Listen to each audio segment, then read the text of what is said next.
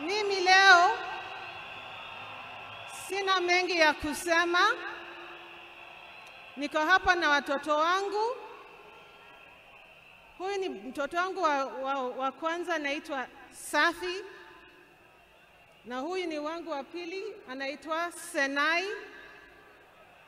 Niko na mandugu zangu huko nyuma, Junior na Winnie. Na my cousins pia wako hapa. Leo ni siku wa uchungu mwingi sana kwangu mimi. Najua nyinyi pia mnasikia uchungu mwingi sana.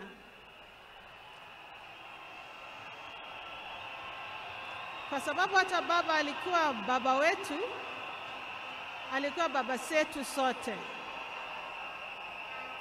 Naomba niseme machache kwa Kiingereza tafadhali. Ladies and gentlemen, of course all protocols observed. I'm a bit today I'm feeling very, very sad. I did not anticipate to speak today. And there's so much I can say about Baba, but at the same time, we don't have enough time for me to say it all.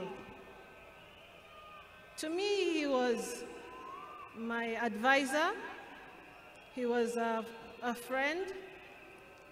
He was also someone who understood me very well, and my children and my siblings. I remember the day I received the message. I was seated on the table, just finished my breakfast.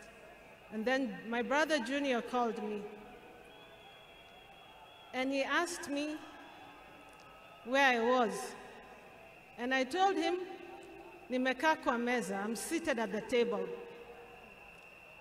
And then he asked me to sit down. And I asked myself, now do I sit on the floor, or sitting on the table, or the seat at the table is good enough? I was so confused. But then Junior then told me